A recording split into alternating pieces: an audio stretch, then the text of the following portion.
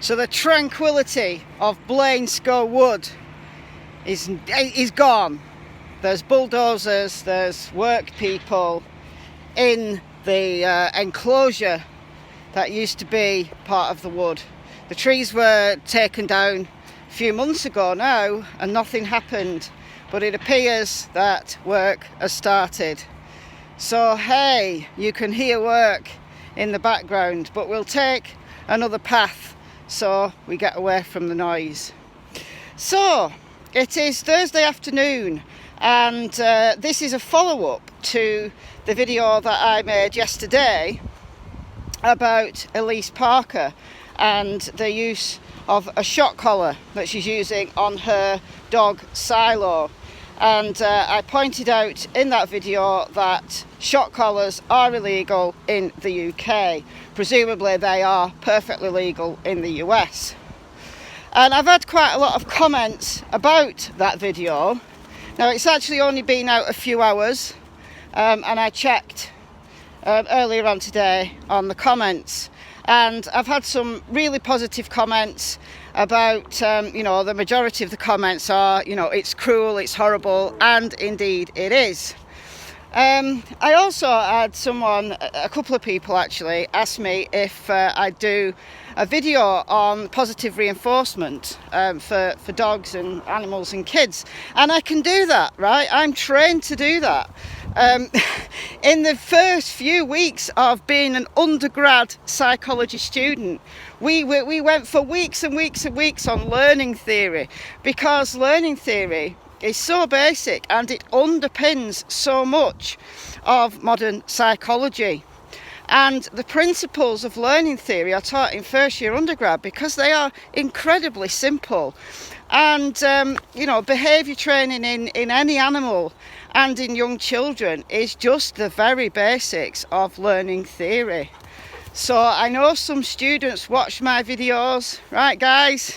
Comment below, what do you know about learning theory? There's Skinner's rats and Skinner's pigeons and so on. You can train a pigeon through positive reinforcement, and pigeons are not well known for their high IQ, but you can train them to do things through positive reinforcement by giving them food when they do the behaviour or close to the behaviour.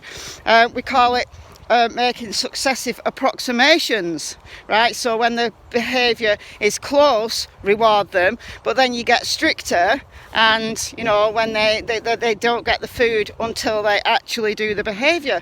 No punishment involved, right? How could you possibly punish a pigeon and get it, to teach it something? So my point is, yes, I can do a sit-down video on reinforcement and training if that is something that people would like me to do. As a psychologist, right, it won't take me very long to do the research for that one, but I do it as a sit-down video. In this video, the montage that you saw right at the beginning in the intro was how I walk Tilly. So when I leave my house, she's actually on a line, there it is around my waist, and I just let Tilly have the length of the line. But if I needed to, I can just pull the line in and I don't tug it, and I don't need to shout. I just say heel in a very low voice. So if you raise your voice too high, it can excite the dog. A low voice, heel, she'll walk by the side of me, so I've then got control over what she's doing. Oh my God, look at this. Look at the mud. I'm glad I put my old shoes on and not my new trainers. Oh yeah. You might be saying, why don't you train Tilly not to go in mud? I could do. I could train Tilly not to go in mud. But why? She loves it. It's part of her breed. Why should I train out a behaviour that she enjoys? Right? It's like trying to train me out of drinking Pepsi Max. Right? I enjoy it. It's not great. It's annoying. But yeah, she loves it. Look at her. She loves it. Don't you, Tills? I just have to wipe her feet when I get in. But that's for me to worry about, not her.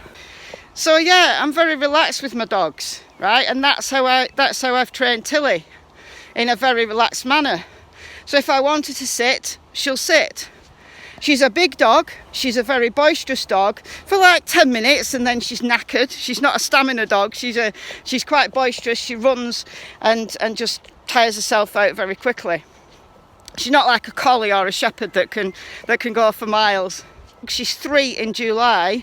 In the first few months, you know, she grew rapidly. And at 6 months old, she was almost as tall as she is now. And she stands about 26 inches at the withers, at the shoulder, I think, something like that, 25 and a half, 26 inches. So she's a tall dog. And at 6 months old, she was pretty much as tall as she is now. But when she went out for walks, she was jumping up at people, she was barking at people, just not in an aggressive manner, right? Barking at dogs, not in an aggressive manner, but in a excited manner. She wanted everyone to play with her. She thought everybody. She's grown up with absolutely no maltreatment whatsoever, right? She's never known bad treatment, so she just thinks everybody loves her.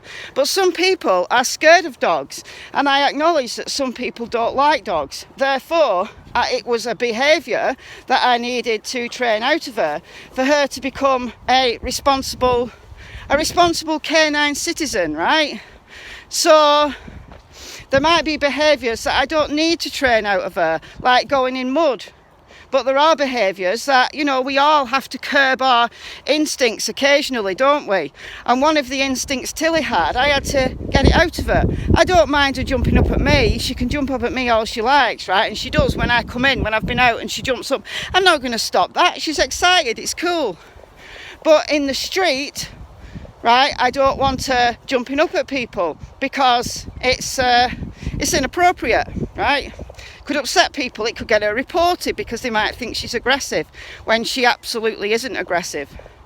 So how did I train her out of that behaviour? And in the little montage at the beginning, there was a conveniently placed person. I couldn't have planned it better. There was a person doing a little bit of, I don't know, shoveling in the street, right? And she just walked past. You saw her. She just walked past. How did I train that jumping up, that natural behaviour, that natural exuberance that Tilly has? How did I get that out of her? Did I use a shock collar? No. Did I use, you know, beating her with a stick? No. Did I use harsh language? No. I'll tell you how I did it. It was very easy, right? It took a little while, right? It took a while. It's not something you can do in one day. But when she was going past a person and she started to jump up, I would make her sit, just nicely tell her to sit, calm down, and we'd walk past once she was calm, right? And most people who, you know, would appreciate that there was training going on would be very nice and would wait until Tilly was calm. And I'd exchange words with those persons. And then once she started, again, it's about rewarding successive approximations. Once she was calm and she walked past without too much drama, then she'd get rewarded. She'd get told she was a good girl. So eventually she could walk past with minimal intervention from me and get told she was a good girl. And yeah, walk her every day, very often see a person, so you'd get a daily conditioning of this, and there you go. No shock collar required, you know, no needing to manhandle her, right? She's I don't know how much she weighs. She was 25 kilograms last September when she had a booster injection at the vets, but she's not been ill, so she's never been to a vet since. So she's 25 kilograms then. I think she's probably put on a little bit since then. She's probably closer to maybe 28, 30 kilograms, right? She could easily bowl me over if she wanted to, but I don't need any force. I don't use any force or anything like that to control her.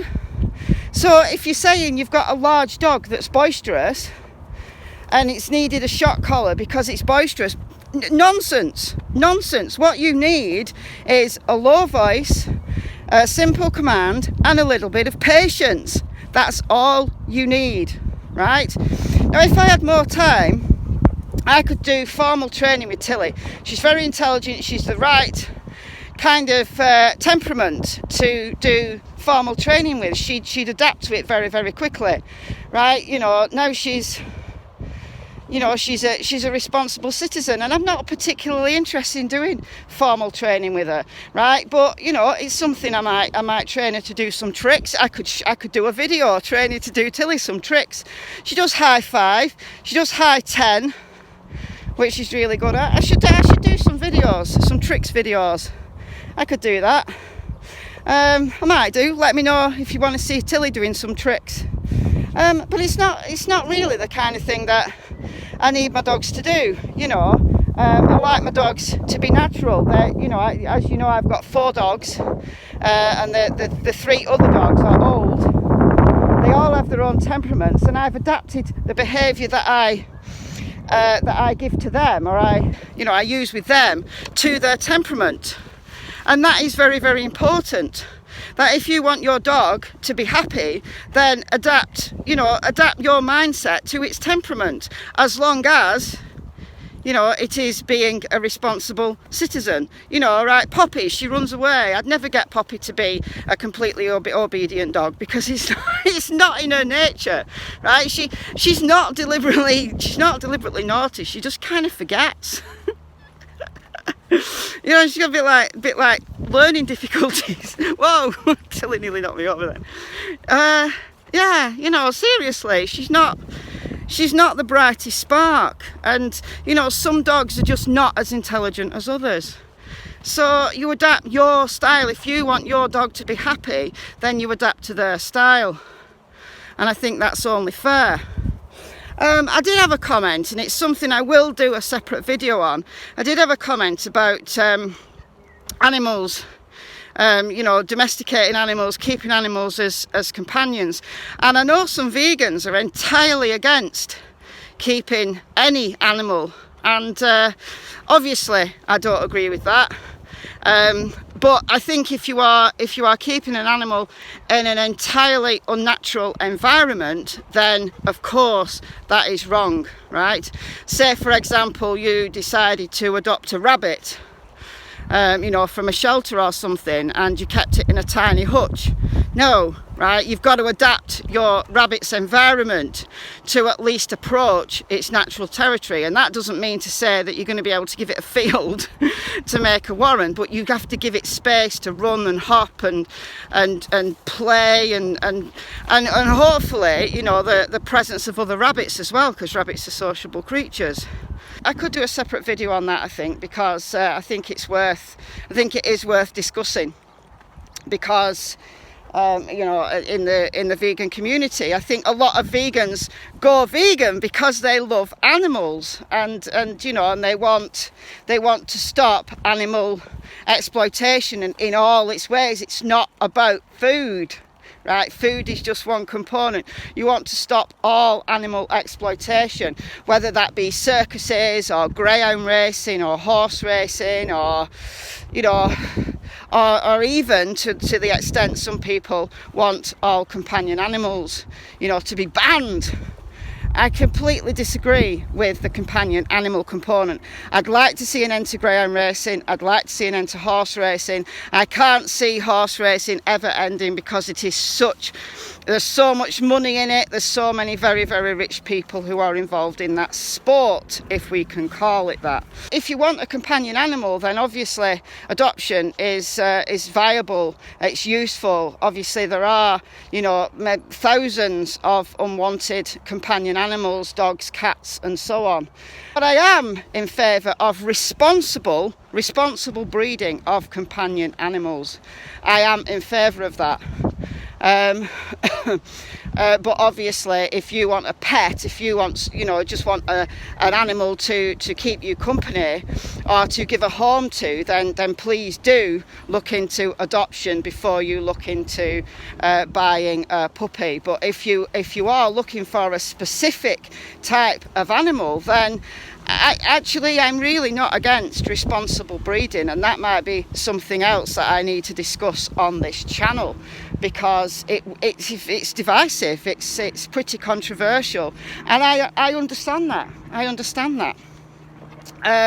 Taking a dog or any animal from an irresponsible source completely against it. I mean, I'm sure there's not a vegan in the world who would agree that puppy mills, puppy farms are at all ethical. Any kind of mass animal farming is unethical. It doesn't matter whether you're breeding that animal for food, whether you're breeding that animal to be a pet, and you're making a huge, colossal amount of money from it.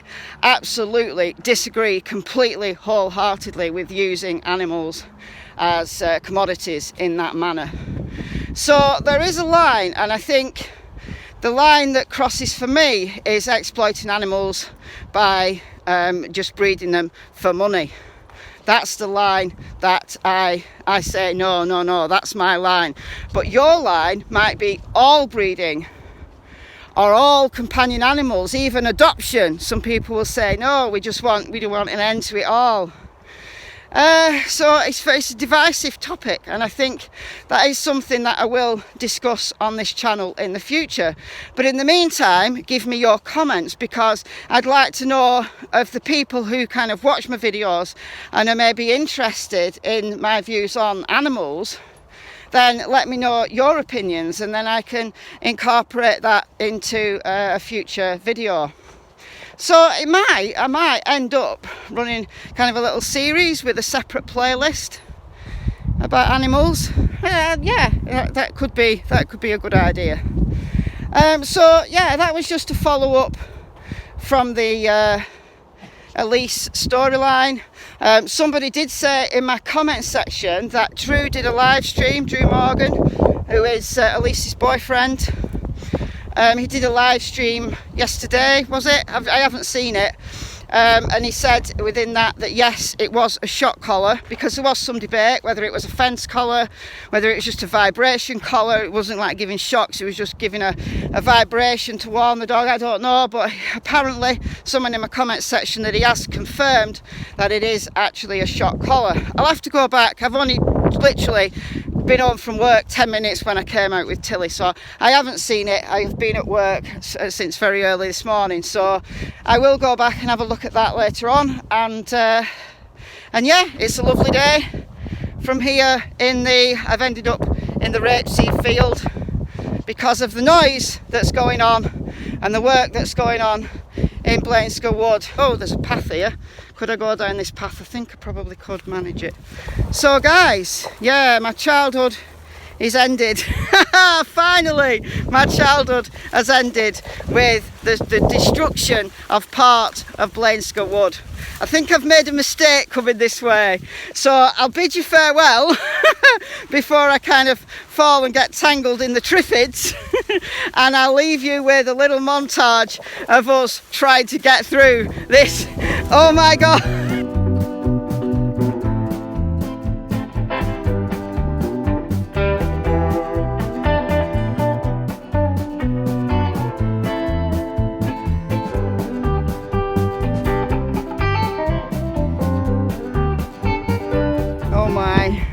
We wanted to go down that way. There's a little path into the village and there's just no way through, so we're going to have to walk back this way. Oh my, didn't want to hurt it. I'm only using the established paths. That's because plant lives matter.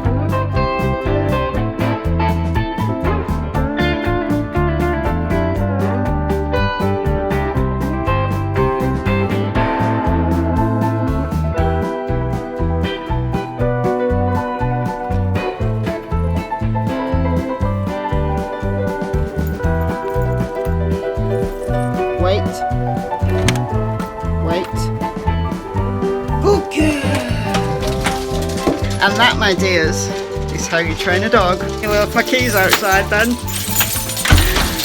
Bye guys.